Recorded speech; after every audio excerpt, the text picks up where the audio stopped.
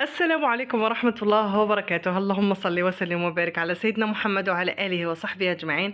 واش راكم يا أهلي وناسي؟ إن شاء الله تكونوا كامل بخير بصحة وسلامة. نقول لكم توحشتكم بزاف بزاف بزاف، وشكرا لكم طبعا على حبكم ودعمكم وتشجيعكم ليا. ربي إن شاء الله يحفظكم ويبارك لكم، إن شاء الله ربي يرزقكم كل خير. ما تنساوش اللي اول مره راهو يشوف فيا نقول له مرحبا بك، ما تنساش دير لنا جيم وخاصه الاشتراك وتفعيل زر الجرس باش كل ما نحط لايف ولا فيديو يوصلكم اشعار بهم. وخاوتي خواتاتي اللي معايا من سنوات نقول لهم مرحبا بكم، ما تنساوش ديروا لنا جيم والبارطاج. الزينات هذه مقدمه، كي كنت في الجزائر راني نقول لولادي لا لا كي خرجنا لحديقه الحامه ما كانتش عندي مقدمة لهنا في مصر موجدتها. المهم لهنايا بديت معاكم اليوم تاعي من الاول كامل من الصباح. تعرفوا بلي خدكم حلومة ماشي من النوع اللي يحب يفطر الصباح، يعني فطور الصباح، وحنا تعودنا قهوة حليب ويا قاطو يا موسكوتشو يا هذيك. المهم الصحة هي اللي ساعات تغير المسار تاعك، والصحة هي اللي ساعات تجبرك انك تديري حاجات ما كنتيش تحبيها. انا عمري ما كنت نقدر نحط في فمي لقمة الصباح حتى من بعد الوحدة باش نقدر كش ما ناكل. المهم الصحة ويا الصحة ويا الصحة، كي خانتني صحتي يا حلومة كي خانتك صحتك. الحمد لله الأمراض تاع العالم قاع ولاو عندي، والحمد لله راني أحسن من غيري. بصح بالنسبة للعمر تاعي راني نشوف بلي واش راهو يصرالي كارثة. المهم لهنايا الزينات، أول حاجة راني نوجد في الفطور تاعي، راني وجدت في ساندويتش. وعلاه هي حلو ما راح تاكلي الساندويتش على الصباح؟ واش اللي جابرك؟ اللي قابرني على المر اللي أمر منه يا حبيبتي. المهم هاد الايامات راني مريضة بزاف، لازم تجو تزوروني وتجيبوا لي الفاكهة.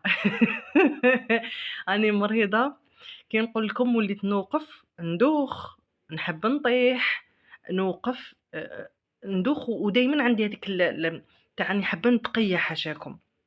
المهم الطبيب كي رحت، هدية زياراتي راهم غير للطبيب. كي رحت للطبيب قال لي عندك انيميا حاده، ومد لي هذا الدواء اللي راني نوري لكم فيه، هذا الفيتامين. قال لي تشربيه الصباح، بصح لازم تكوني فطرتي مليح على بها تقدري تشربيه. المهم انا على هذيك راني درت هذا الساندويتش هذايا غير في خاطر هذا الدواء هذايا، سينو ما ناكل الصباح ما والو. كليتو كيما يقولوا مجبوره. كليت لهنايا هاد الساندويتش هذايا وكنت درتو في البانينوز. نحب نقول لكم بلي من الحاجات اللي ما ندمتش اني جبتها من الجزائر معايا هي البانينوز. ما شاء الله يا الزينات، توفر عليكم الوقت والجهد، ويولوا الدراري ما يقلقوكمش كامل. تعلموهم برك كيفاش يمسحوها، كيفاش يتعاملوا معاها، واللي يحب يدير ساندويتش يروح يديروا لعمره وانتي قاعده. ولا هنايا راني نوري لكم في الدواء تاعي تاع التهاب الاعصاب، مرض اخر سيداتي. هذا الدواء اللي كان مدهولي الطبيب تاع التهاب الاعصاب، بصح خلاص لي الدواء ومازال ما وليتش للطبيب. هذه الزينات كنت كي نفتحها نلقى لداخل واحد اللاصق هكايا غوز نحطه تحت لساني حتى يذوب.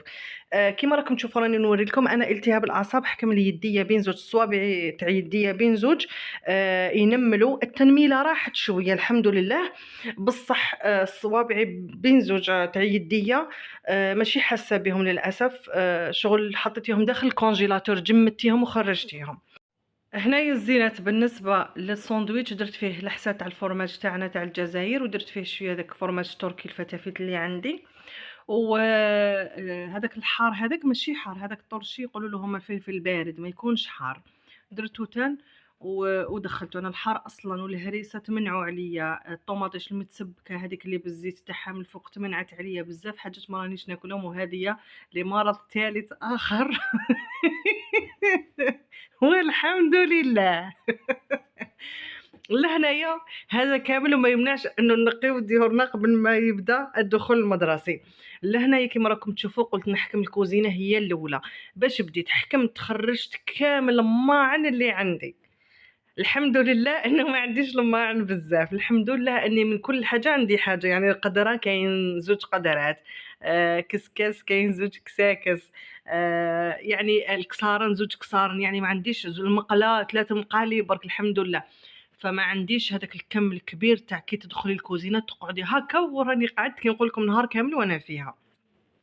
المهم غسلت القدور، غسلت السنيوات اللي عندي، غسلت الكيسان، الفناجل، جبدت واش عندي كيما نقولوا من تحت هذاك البيفي هدايا تاع الرخامة هادية البوطاجي اللي لبرا عندي واللي لداخل في الكوزينة. كي نقول لكم جبت كامل واش فيهم، غسلت كلش، الكيسان اللي ما نستعملهمش زعما تاع الضياف وهذوك خرجت كلش غسلته. حتى لهنايا قلت دوك نلم هذوك الحاجات لهنايا اللي يتغسلوا كامل. لهنايا كيما راكم تشوفوا. دوك ندي رايكم في حاجه مهمه، قعدوا معايا لاخر الفيديو باسكو غير نتوما اللي تعاونوني في هذا الشيء هذايا. لهنا كيما راكم تشوفوا كيما هذيك البلاره هذيك تاع المرجان فارغه، هذيك تاعي كانت جاتني هديه قبل ما نروح للجزائر فراهي فارغه. قلت لهنايا هادو كامل تنحيهم البايط تاع البلاستيك هذوك غسلتهم نقيت هذيك الرخامه كامل كيما راكم تشوفوا فيها هذوك نقيها كامل ما نخلي فوقها والو. المشكل انه خاني الضيق، انه حتى كي تجي تنقي ما تنقيش على راحتك، باش تنقي وتحطي الحوايج ما عندكش وين تحطيهم. فاضطريت اني ندي الطابله اللي يقراو عليها الدراري في الشومبره تاعهم، هذيك اللي تتغلق، ديتها حطيتها في الصالون، ووليت هذوك الاجهزه اللي جبتهم معايا من الجزائر هذه المره كان خرجتهم للصالون اللي هي الطابله، خرجت كامل الماعن فوقها، والبوطاجي اللي داخل الكوزينه زدت حطيت فيه الماعن اللي كنت نغسلهم. كي نقول لكم الدوخه اللي دختها ما يعلم بها غير ربي سبحانه وتعالى. ومن بعد لهنايا كملت. بالنسبه اللي سقسوني حلوه منين شريتي الاجهزه تاعكم، باذن الله ندير لكم فيديو الزينات منين شريت الاجهزه والاسعار تاعهم والمنبع تاع الاجهزه الالكترومنزليه عندنا في الجزائر، والاجهزه المنزليه العاديه عندنا في الجزائر وين، باذن الله كلش نقول لكم بالتفصيل في الفيديوهات اللي راهي جايه. باسكو بزاف اللي سقساوني على هذا التوستر، كاين اللي سقساني على لاشوار، كاين اللي سقساني على هذيك الكافيتيير اللي شريتها وبزاف حاجات. المهم لهنايا كيما راكم تشوفوا بديت لهنايا قلت لكم نغسل لماعن، وراني نغسل الفوق هدايا للاسف ما راهو حديد ما راهو حطب، هدايا كونتر بلاكي، يعني ما نقدرش ندير له الماء بزاف، هذاك الماء يخليه يشرب ويبوش ومن بعد يولي يتفتفت، فلازم نحافظ عليه. وتاني حاجه انه ما راهوش رايح يرفد لي الحاجات الثقيله، يرفد غير الحاجات المعينه هكايا. فقلت نغسلو مليح، يعني ماشي نغسلو نغسل كيما نقولوا حنا بلومو، دوك تشوفوا غسلت بلومو وفي نفس الوقت تمتم نمسح ونعاود نمسح بهذيك التشليقه المشمخه، نزيد نمسح بتشليقه واحده اخرى ناشفه كامل باش تمتم ينشف لي وما يشدش فيه الماء. وتاني حاجه الصعيب عليا باش نغسلو من الفوق، كي نقول لكم درت لكم تليفون هكا باش نصور لكم شوفوا الجهه هذه اللي الفوقه، وفي نفس الوقت باش نشوف انا منها الكاميرا ونقدر نغسلها، باسكو ما نقدرش مستحيل نطلع على الكرسي، على بالكم بلي انايا عايشه برجل وحده رجل مريضه ما نقدرش، فباش نطلع فوقها لو كان نطيح راحت عليا يعني خلاص انتهي. فعلى هذيك حاولت هكايا، وكي نقول لكم لقيت الدنيا واش نحكي لكم. المهم الحمد لله اللي ربي سبحانه وتعالى كتب لي وقدرت نقي حاجه، كنت صراحه نقي شويه ونريح شويه حتى كملت هذاك اليوم تاعي كامل، نقيت كلش. لهنا بعد ما غسلت بلوم ونعاود نمسح بتشليقه مشمخه ونزيد بتشليقه ناشفه، وكملت كامل هذوك لماعن. دوكا لهنايا الحاجه اللي راني حابه نسقسيكم فيها وناخذ رايكم فيها. دوكا راني حابه شويه الكوزينه تاعي بان الديكور تاعها شويه. اول حاجه بالنسبه للماعن، انا دوكا عندي هذايا الفوقاني خفيف، قلت لكم لازم نحط فيه غير حاجات معينه، واش تنصحوني نحط فيه ونسقمهم هكا زعما. وهذاك اللي لبرا، انا اللي لبرا ما نحط فيه القدور والسنيوات، نحط فيه بزاف حاجات، فقولوا لي كيفاش نسقم الماعن اللي عندي ما بين هنا والبرا.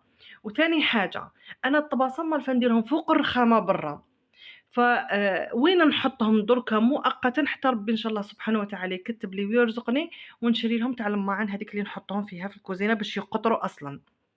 فانا دوكا كي نغسلهم نحطهم لبرا. دوكا هذيك الرخامه تاع البرا حابه انا نفرغها كامل باش نستف فيها الاجهزه اللي جبتهم من الجزائر. وكيفاش تنصحوني نسقم الاجهزه اللي جبتهم من الجزائر لبرا؟ قولوا لي كيفاش هكاين نشبعهم ونحطهم لبرا، ماجي نحطهم هكاك وخلاص فوق الرخامة تقول داخلة عند حانوت، نزيد نحطهم غير تيكيات نعلق غير تيكيات وارواح ومرحبا بكم التسويق الالكتروني. المهم يا الزينات، هنايا كنت خلاص كملت وهذا هنايا كنت كملت وش بقالي اما درت ديريكت الكويزينير مدت لي واحد الخلعه، مع انه كي كنت رايحه قبل ما نروح للجزائر كنت منقيتها. كي نقول لكم من تحت بانت لي شغل تصدات عبيكم بلي قلبي طاح. المهم نقيتها لهنايا تنقيه ما شاء الله. كيفاش نقيتيها يا حلومه؟ ما كانش عندي واسمو هذاك البرودوي تاع الوسمو تاع اللي نقيو به. المهم باش نقيتها انا حكمت 2 ساشيات تاع الخميره تاع الكاطو مع الخل مع الماء السخون، رفدت هذوك المفاتح كاع حطيتهم فيه، وزدت وليت ديت منه وحطيته شويه على الكويزينير من الفوق ومن التحت كيما راكم تشوفوا في هذوك المفاتح تاعها. المهم نقيتها على قد ما قدرت يا الزينات مع يديا وصبعتي، على بالكم بلي اصلا وانا نقي ماشي حاسه بصبعتي كامل، والحمد لله. هنا كيما راكم تشوفوا جا وقت الفطور. واش راح ندير لهم؟ راح ندير اول حاجه جبنه قديمه اللي هي يقولوا لها الجبنه القديمه. لهنايا هكا تتباع كيما راكم تشوفوا. هي وشنو هي هذه الجبنه القديمه؟ لهنا في مصر هي جبنه القريش، اصل الجبنه يخدموها مربعات، ومن بعد وين خدمتها معكم من قبل الايام اللي فاتت قبل ما نروح للجزائر، خدمت معكم الجبنه القريش.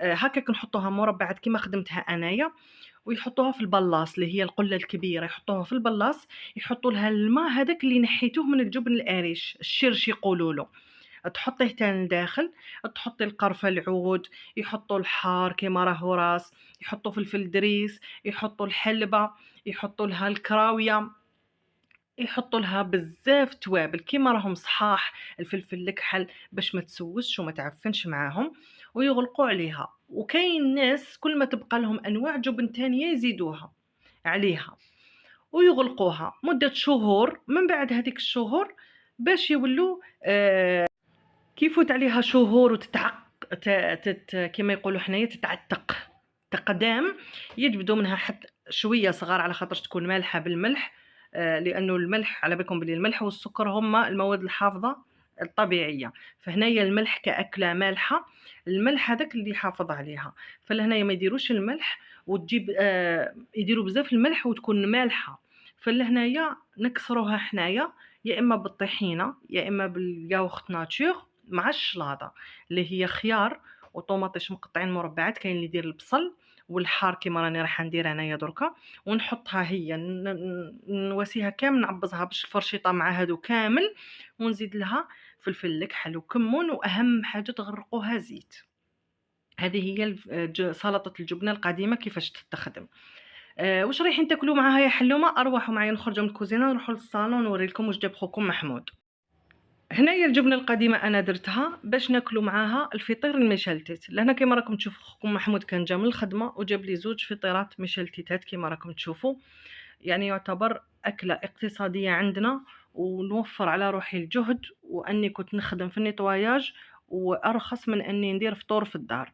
فجاب لي 2 فطيرات مشلتته كيما راكم تشوفوا، وجاب لي معها هذيك الجبنه القديمه، وجاب لي معها العسل الاسود اللي راكم تشوفوه فيه، هذا هو اللي يستخلصوه من القصب السكر.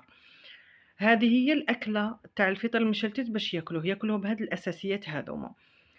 لهنا كيما راكم تشوفوا العسل الاسود المفروض كي نحطه في الطبسين نزيد عليه الطحينه. انا الطحينه ما كانتش عندي، فنحيت لهنايا الفطر المشلتت من الساشي، حطيته في السنيوه هذه بين زوج، حطيتهم باش ما يعرقوش ويبقاو سخونين. وهنايا حطيت العسل الاسود وزدت جبت هذيك الشلاطه هذيك زدت حطيتها. وهذا هو الزينات كان الفطور تاعنا لهذا اليوم هذايا. الحمد لله يعني ربي سبحانه وتعالى قدرني انا درت الكوزينه تاعي كملتها، وفي نفس الوقت لهنايا يعني تصرفنا في الفطور. ونورهان لهنايا قالت لي ماما معتز ونورهان ما ياكلوش الجبنه القديمه، ف قالت لي نورهان قالت لي ماما حطي لي انا الشلاضه، نحط لي ناكل بالشلاضه وحدها ما ديري لها والو. فنحيت لها شويه شلاضه قبل ما نزيد الفرماج هذاك الجبنه القديمه، حطيت لها شويه شلاضه هكايا وحدها باش تاكلها كيما راهي. ونروحوا نفتحوا مع بعضنا الفطير المشلتت. حلومه كيفاش يخدموا الفطير المشلتت يا الزينات. راني دايرت لكم الفطير المشلتت ما عندوش شهور برك من قبل ما نروح للجزائر. راني دايرت لكم الفطير المشلتت كيما هدايا واحسن منه في الدار، وجا ما شاء الله. وكاين بزاف اللي جربوه وعجبهم، ودرتو شحال من مره معاكم. اكتبوا فطير مشلتت حلومه جزائريه في مسار في البحث تاع اليوتيوب، يخرج لكم الفيديو يا الزينات بالتفصيل. وكنت دايره لتما واقيل كيلو فارينه يخرج لكم العجب، وخرج لي 4 واقيل ولا 3 كبار. فديروه على ضمانتي ورجعوا لي الخبر، بصح مشوا على الخطوات اللي مشيت بهم في هذاك الفيديو. وهذا هو يا زينات الفطور تاعنا. ونحب نقول لكم باللي بمناسبه وصولي ل 90,000 اهلي وناسي وخواتاتي وخاوتي، وصلوني هدايا من حبايبي مصريين. زوج هدايا، كل هدايا منفصله. دوك نقول لكم السبب تاعها. وانايا خلاص رتبتهم في دماغي بلي هذوما هدايا 90,000 على خاطر جاو في نفس اليوم. فاروحوا نجيبهم.